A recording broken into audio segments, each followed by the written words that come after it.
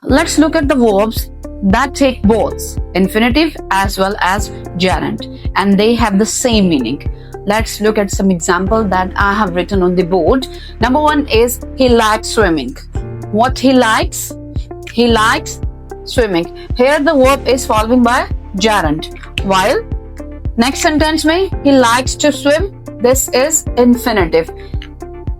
यहाँ पे verb जो है उसके साथ लगा हुआ है infinitive और फर्स्ट वाले में लगा हुआ है gerund.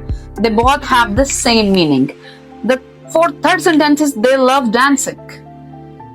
This is verb and this is gerund. While number 4 is they love to dance.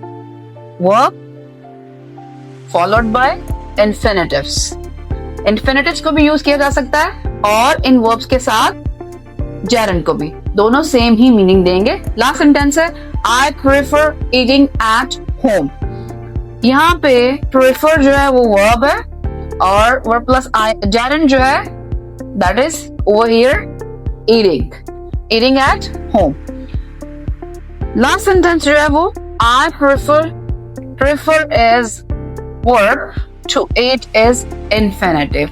In this way, you can use both gerund as well as infinitive.